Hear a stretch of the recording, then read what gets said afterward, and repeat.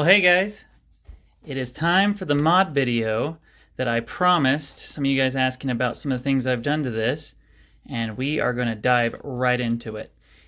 First of all, I would just like to thank everybody who's liked and subscribed to my channel. It has really been helping build my channel and get me to do more of these videos and kind of go more in depth into some of my builds and some of the after market mods and available parts and everything I always tend to do to them. So this week, Hobbyplus just released their new 6x6. This is the CR18P Arktos 6x6. And I got my hands on it early so I could make some content for them, and it has been an awesome time doing it. And while on the way, after I got the stock footage done of how it performed and everything, which out of the box this thing is just killer. But there were a couple things which I did mention in my previous video of it stock that I noticed that I wanted to try to remedy, or at least just improve upon. So right here, I'm going to try to walk through everything I've done to this from bone stock, and if you have any questions or any comments or any things that you guys do in the future to modify your 6x6, I love seeing other people's input and their ideas. Okay, so first off, I took off some of the stickers. I know that some people wanting to keep theirs on for that classic tow truck look, but I feel like with the blue and the black, it just looks a lot cleaner, or at least meaner, without them on. So I did that. I added my company logo, or not my company, but yeah, my channel, my name right there, Monkey RC. It is in permanent vinyl. My awesome wife has a sweet Cricut, which she gets my vinyl cuts for me. I really appreciate her. Shout out to her. And then also on the bed, what I've done is I had some 3D printed recovery planks bought. I'm not exactly sure who printed these ones. I purchased them at, oh, I got a battery done charging. Look at that. I'll just turn that off. But at a local hobby shop, Vortex Hobbies here in Utah, and man, they are awesome guys. I cannot recommend them enough. They've always been really helpful, super nice. And yeah, they had these on sale right here, and I think a guy who works there is actually the one who printed these off. Great job, really great detail, super happy with it. So all I did was I did some double-sided Velcro. You can get this at any hardware store, and just cut a piece long enough to fit on the bed. So if I do take these off, it doesn't inhibit, anything sitting on there. And I also wanted to place them on here to where it acts as a extra grip for when back tires are sitting on here when the winch cable is actually holding the front end down. So it's worked out, kind of does double duty, and I'm really happy with it. I also have a little, I know I got like the roto packs or whatever they're called, but just a little gas can that came off, I believe, the FMS FCX18. I'm not too sure on that one, but yeah, I just got some Velcro and it's sitting back there. And then of course I added American flag on there because, I love my country, and I always love sporting American flags in a lot of my my builds. All right, next thing. So I'll start from the back. I also got from Injora these, maybe you can see one up front better, which we will get to, but all they are is D-rings for towing. They're metal. And it came with a 4-pack of black and a 4-pack of red. And I used the red ones on this chain, which I'll get to, but I did the black ones in this slot right here that's on the bumper. So I added 2 right there, which actually helps a lot because these actually have been saving my front bumper from really hard hits in the front on rocks if it kind of nosedives into a really steep rock. But I also added some back here. I drilled a little hole into the bumper and added those in there. I had some decorative plastic D-rings, which I put them on here because they probably won't get use as far as like actually pulling on this thing, but I did like the look of them, so I did add them right there. If you have a MB24, which is a car made by Muse, this awesome Bronco body. What happens is it comes with a spare tire that sits back here. And I removed it off of this because this had too much back weight with it sitting in there. So I actually use a small Bluetooth speaker back there when I'm on the trail if I want to listen to some music. So I just had this spare tire kicking around, and it's not usable because it's only the front face of the rim. But I mounted that to the rear bumper with just the long screw, just drilled a little hole, little pilot hole in the bumper, and that threaded right up in there. So now I've got this nice sweet spare tire look back here, which I'm really happy with. So far it hasn't hit anything and it hasn't been in the way, and for how big this thing is, the little bit of weight it adds back here has not really made a big difference at all. The next thing is, which I've been asked a lot, are about the wheels and tires. So the tires are DJ Crawlers. These are the, it says the DJ1308s. I don't remember the exact name on them. I run them on a couple of my other rigs. They're really awesome tires. But DJ Crawler has two options. So you can buy these tires with the purple silicone inserts, which I'm rocking on here and on this second axle. But DJ Crawler also has dual stage foams, which is a thicker, stronger foam that's mounted, that's on the rim, and then a softer foam on the back. So what I did was I'm rocking the inserts on the front two axles, and I'm running the dual stage foams in the back. And if you can kind of see, I don't know if I can pick that up, the inserts keep these tires a little bit flatter and wider, and the dual stage foams have it a little taller. So my rear tire, even though it's the same size tire, is sitting a little taller, which I kind of like for when I'm on a steep incline. It kind of helps keep this rear tires planted a little more and gives it a little bit more push where I want it. The wheels were really interesting because these wheels are Endura, and let me see if I can find one of them. That is... Yes, okay, so from Endura, this is the 1.0 Plus brass wheel. And if you can see, it's got the brass showing with the black. And I like that look a lot, but on this one, I felt like the brass color was a little too stark to the color scheme I was kind of going with. And so I started with, let me see if I can show you. So I'll grab a stock tire right here. The stock tires come silver. You can see that silver back there. But what I did is I sprayed them in a midnight bronze spray paint. And I really like the look of that with this black and the blue and even the red. Okay.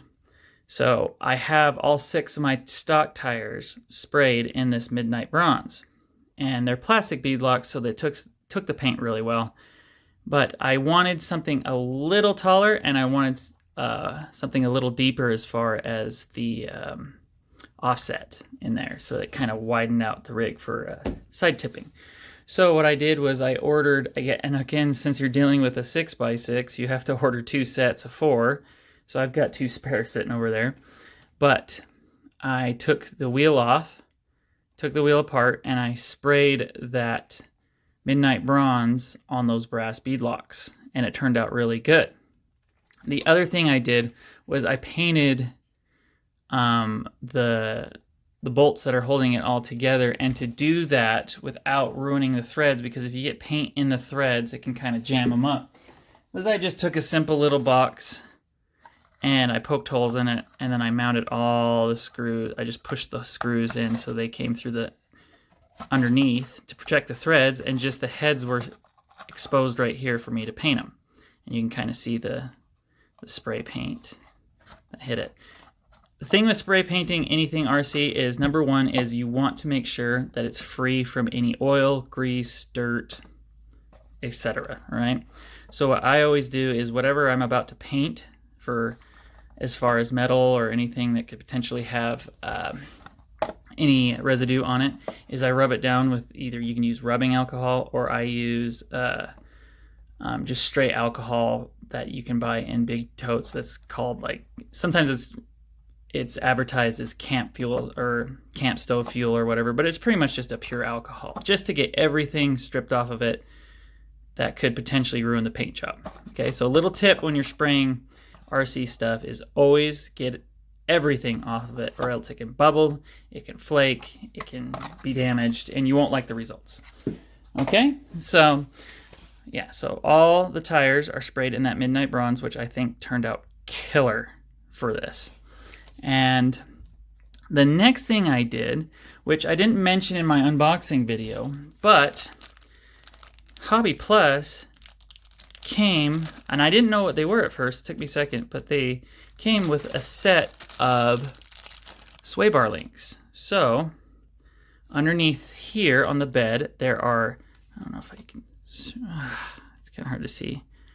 There is a little bar that runs through right there, and there's a little bar that runs right through there, which is where your sway bar links will mount.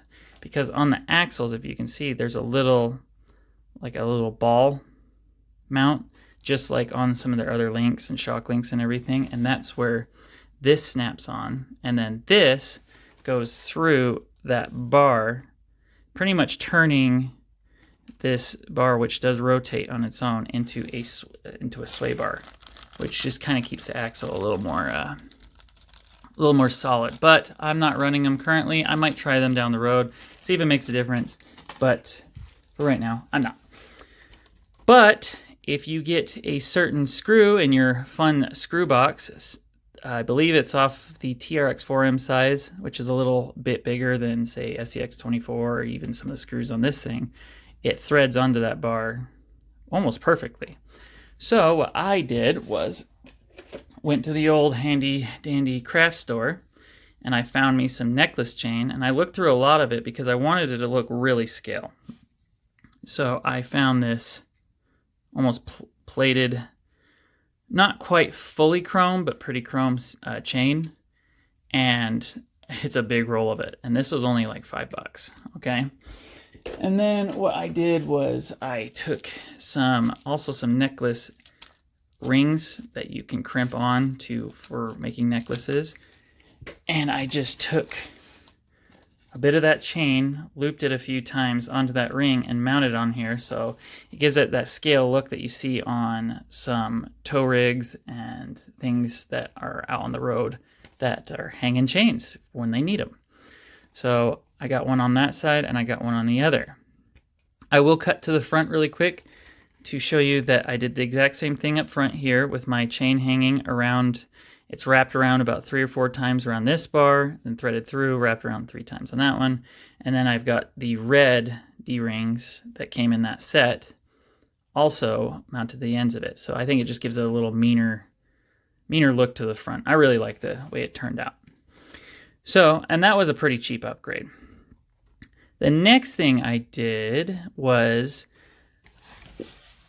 this new Arktos has upgraded drive shafts that are a little thicker than some of their early models, but I ended up snapping a drive at line, and it was actually this middle one right here.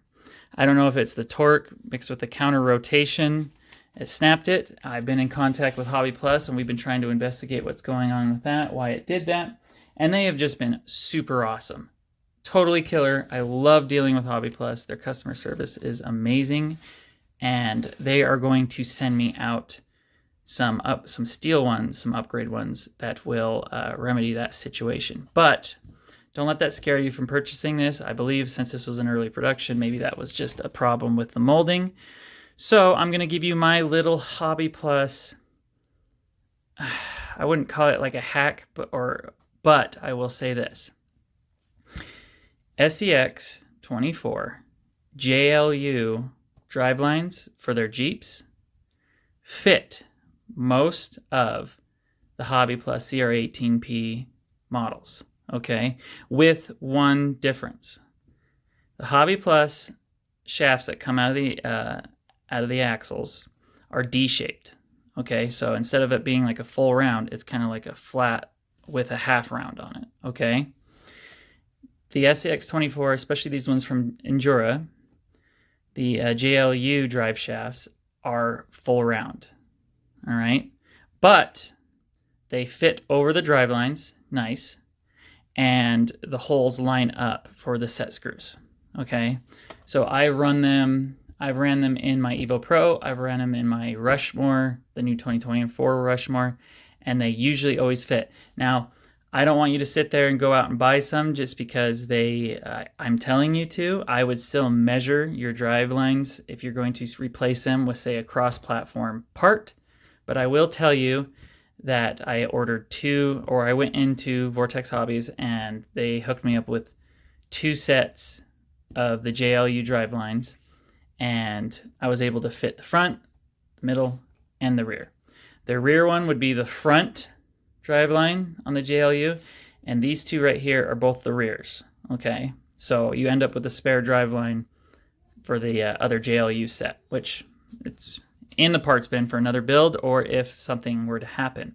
I can't guarantee the strength on these drive lines because it is not locked onto the shaft right here with the D shape. It is only being held in through that screw, but it's a decent screw and I haven't had one break before. So if there is a part shortage for these drive lines, this is one of my hacks I do that kind of gets me through with a part that is readily available, okay? Another thing I was asked about was these metal links, if you can see right here, because it all comes stock with plastic links. So I have a mountain of spare parts from all my other builds, right? Whether they're stock or what. And as I'm modding a build, I'm always kind of digging through, oh, does that fit? What, do I have a link that fits this? Do it, blah, blah, blah, blah, blah.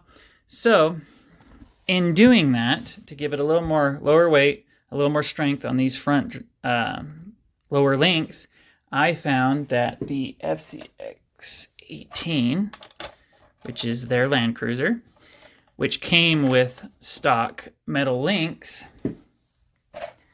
I went to high clearance links on those, so I had the stock ones sitting around and they fit perfect for these front ones, all right? And the ball hole for the end of the link snaps perfectly onto Hobbyplus ball ends, all right? So that was just luck that I happened to have these and they happen to fit. So those are off an FCX18 and they fit great. All right. The next thing I did, which I mentioned in my video, and I will show you, let me just get a tool out. I believe it's that size. Nope, I was wrong. Size down. So on the front end, I was noticing when I was doing some climbs that the rear tire axles were kind of pushing it into its turn. So what I did was a couple things. First thing I did was I put the brass front hub portal covers on, which gave it a lot more front end weight. And I really recommend these. These are the same ones that fit the CR18P Evo Pro. It's the V2 version, so if you are looking, make sure it says V2 on it. But they do fit great. And then I also put the overdrive gears in here, which fit in the V2 portal covers. And this is 20% overdrive, meaning that this front end is spinning 20% faster than this rear end.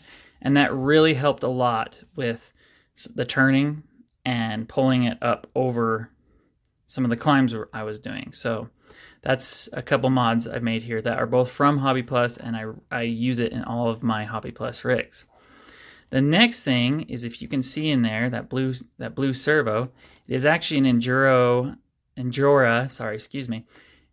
7 kg servo. And a lot of people have asked about this servo. They've been out for a while, and they are a great servo. I haven't had any bad luck with them. I got an extra one sitting right here. I can show you. So 7 kg, waterproof, high voltage, and I use these a lot in my 18 scale, 24 scale builds. And it's just a great servo. And for the price, they perform well. I just knew that the stock servo was probably going to go out pretty quick once I started adding weight as far as brass wheels, heavier tires, inserts, portal covers, the works, right? And so I got a little proactive rather than reactive, and I swapped that servo out. It fits in there just great. I will say feeding the wire up through was a bit of a challenge because there is a lot of wiring in here due to all the lighting, but it wasn't too bad. And then the next thing I changed, well, I'll just keep that off for now, are the front steering links. Now, I've been asked a lot of times on my Evo Pros and everything where I got my steering links, especially some that are, I don't know if you can, that are actually bent out to give more clearance around the axles when you're doing turns. And the thing is the stock steering links, which are these ones right here, I measured them. And I will do it again just so you know. Get yourself a good ruler, but the thing is a lot of these things are measured in millimeters. So get yourself a ruler that has, it's measured in centimeters, but it has the millimeters in between. This little $1 ruler has actually helped me a lot figure out the millimeter length. So if we go right here, if we're going out the very ends, we are sitting at, it looks like 78 millimeters wide is this link, but the center holes, if we line this up right on the zero, we got about 75 millimeters, give or take a millimeter, okay? And then the same thing on this upper one, total length is about 50 millimeters, and then on point in the centers is about 45 millimeters, okay? So if we go off of that, when you're looking for links, it definitely opens things up to cross-platform available parts. And this set of steering links, also in Jura, are actually, no, excuse me, I actually misspoke. These are actually Muse links for the TRX4M, all right?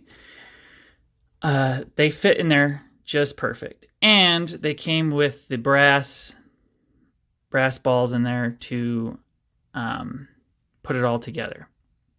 I do have it mounted on this side of the axle. You can do it on both sides. You just have to flip the servo to whatever your preference is. So far, it's been really solid holding up, and I noticed with this heavier rig, what would happen is this plastic link, if it was really torqued in there, you know, when I was trying to make a turn, it would just bend rather than turn. So to upgrade to metal links is a huge, huge improvement. As far as anything else goes, I swapped the oil in the shocks. You got to be careful with these shocks because the lower part of the shock, it pops off rather than just unthreads, which I feel like that could be a better design, but I'm not going to complain too much because these Hobbyplus shocks I've honestly kept in almost all my rigs, and I love them. They're great. But I did upgrade the shock oil to 40 weight over the standard whatever weight they have in there, and I feel like that's made a big difference as far as that goes. I'll put the tire back on in a second. And then, yeah, so I've got the D-rings up front here, the chain we talked about, and I think that's pretty much it. The only thing I've done is just cosmetic. So I use a set of acrylic paint pens that's got the fine tip on it, so you can really get in there and get some detail. And I painted the door handle black with a little silver slot for the key. I also painted a black over the window right here, the protrusion over the window, and I think that's, and then, oh yeah, I went in with silver and did the mock cargo rack case right here. I did the hinges and the latch in silver, and it's holding up really good. And yeah, that's pretty much it for the mods I've done right now. The other thing I would recommend doing with a lot of tires, whether it's, you know, Endura, DJ Crawler, Little Guy Racing, and all that stuff, some of these thicker treads on there, I find I get a lot more traction if you sipe the treads. And I don't know if you can see that. So all I do is I just take a diamond wheel on my Dremel, just this guy right here, and I'll just mount this in a vise or a clamp, and I'll just go through very lightly, because this thing can get away from you, high speed, and I just sipe my tires.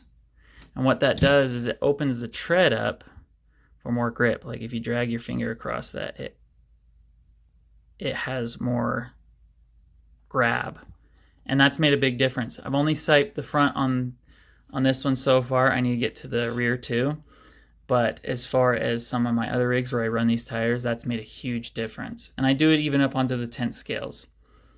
Some of the tires, even Proline and everything, they're great tires. All these are great tires, but adding that little bit of siping in there definitely makes a huge improvement to an already great tire. Okay, so I think that's all I've done so far that I can think of. There's a couple other things I want to do. I'm really excited to get the drive lines that Hobbyplus is supposed to be sending out to me, so that they actually lock on to the shaft coming out of the axle, so that'll be a lot stronger. But these have gotten me through after a break. And if you have a lot of Hobbyplus rigs, I recommend just, if you have an extra set of JLU drive lines, just to keep them in your box, and it will pay dividends in a pinch. All right, guys? Well, thank you so much. I know this is a little longer video, but I wanted to give you guys all the information that has been asked of me and that I can give out as I go along with this build. Please comment below if you have any questions, any other issues you might have had with this. Maybe I can offer a solution. Maybe I haven't noticed it yet, and that's how we grow this hobby together, is we help each other and teach each other and share our knowledge of it. Okay? So you guys have a great day. I'm going to get this thing back out on the course for some more footage today, and I will talk to you guys next time. Have a great day.